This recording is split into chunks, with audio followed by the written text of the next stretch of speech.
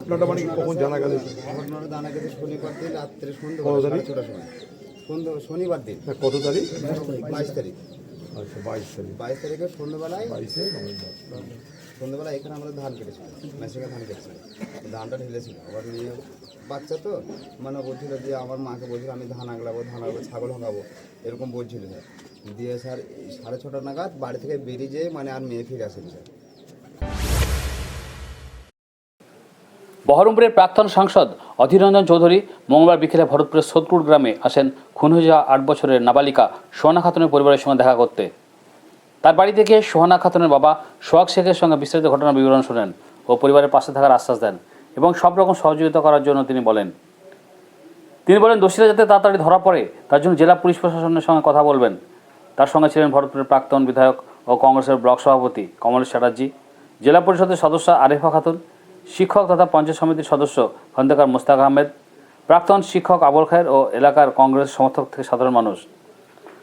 প্রসঙ্গত গত নভেম্বর মাসের 22 তারিখে সন্ধ্যাবেলায় বাড়ি থেকে নিখোঁজ হয়ে যায় 8 বছরের নাবালিকা সোহানা খাতুন। এরপর গ্রামের বিভিন্ন জায়গায় পুলিশ তল্লাশি চালানোর পরও 3 দিন পর গ্রামের এক ধানক্ষেতের মাঝ থেকে দেহ উদ্ধার হয়। ঘটনা 10 দিন কেটে গেল, পুলিশ এখনো পর্যন্ত দোষীদের কাউকে গ্রেপ্তার করতে পারেনি। সপ্তাহখানেক পার হয়ে গেল, তারপর আসামি অধরা, কি বলবেন এই বিষয়ে? তারপরে যে গোটা গ্রামের মানুষ চায়, তার পরিবার চায় যে আসামিকে খুঁজে বার করুক পুলিশ, কারণ আসামি খুঁজে বার করার দায়িত্ব হচ্ছে পুলিশের। এখনো পর্যন্ত এখানকার পুলিশ সে কাজ করতে ব্যর্থ হয়েছে। আমি বলছি এই কথা যে পুলিশ কিছু চেষ্টা করেনি বা কিছু, হয়তো চেষ্টা করে থাকতে পারে, আমার জানা নাই। কিন্তু এখন পর্যন্ত যা তদন্তের গতি প্রকৃতি, তাতে বাড়ির মানুষ, গোটা গ্রামের মানুষ, তারা কেউ বুঝতে পারছে না যে আসামি কে, সে আদৌ ধরা পড়বে কিনা। ফলে গ্রামের মানুষের প্রশ্ন বাড়ছে পুলিশের বিরুদ্ধে, পুলিশের উপর ভরসা কমে যাচ্ছে, আস্থা কমে যাচ্ছে। কারণ আজ একদিন দুদিন নয়, আর প্রায় 10 দিন হতে চলল।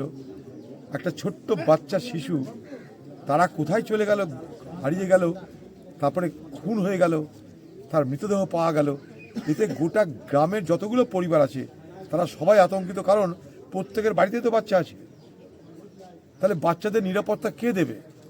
যেখানে 10 দিন হয়ে যাওয়ার পরেও পুলিশ কুল কিনারা করতে পারছে না, সেখানকার গ্রামের মানুষ আজকে খুনির কিনারা কবে হবে সে সম্পর্কে সন্দিহান। তারা পুলিশের উপর আস্থা রাখতে পারছে না। আমরা পুলিশকে আরও চাপ দেব, পুলিশের বড় বড় আধিকারিকদের বলবো যে যত তাড়াতাড়ি এই তদন্ত করে এই যে আসামি, এইটা শিশুকে যে নৃশংসভাবে জানোয়ারের মতন হত্যা করতে পারে, তাকে খুঁজে বার করা দরকার, সমাজের স্বার্থে, তার পরিবারের স্বার্থে, আমাদের সকলের স্বার্থে। কারণ এই ধরনের জন্তু জানোয়ারেরা সমাজে যদি ঘুরে বেড়ায়, তাহলে আজকে ওই বাড়ির বাচ্চাটাকে এই হাল হয়েছে, তাকে অসময়ে খুন হতে হয়েছে, আরও কোনো বাচ্চার উপরে এই গজব নেমে আসতে পারে, এই ঘটনা নেমে আসতে পারে, এই ধরনের ঘটনা ঘটতে পারে। ভরতপুর বিধানসভা এলাকাতে পরপর নাবালক এবং নাবালিকা খুন হচ্ছে, কেউ কোনো চাইল্ড যারা প্রোটেকশন যারা আছে তাদেরকে দেখতে পাওয়া গেল না, কি বলবেন? কারা কার প্রোটেকশন দেয় আমাদের জানা নাই। নামে অনেক কিছু প্রোটেকশনের গল্প থাকে, আইন থাকে, লেখাপত্র থাকে, কিন্তু বাস্তব অবস্থা কি দেখতেই পাচ্ছেন। মূল এগুলো দেখার দায়িত্ব এখানকার প্রশাসনের, সিধা কথা। পুলিশকে মাইনা দিয়ে রাখা হয়েছে, মানুষের আমার আপনার টাকায় পুলিশের মাইনা হয়, তাদের গাড়ি ঘোড়া বিল্ডিং সব মানুষের পয়সায়।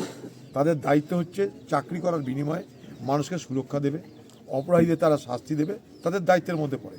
তো স্বাভাবিক তারা যদি সে দায়িত্ব পালন করতে ব্যর্থ হয়, প্রশ্ন উঠবেই।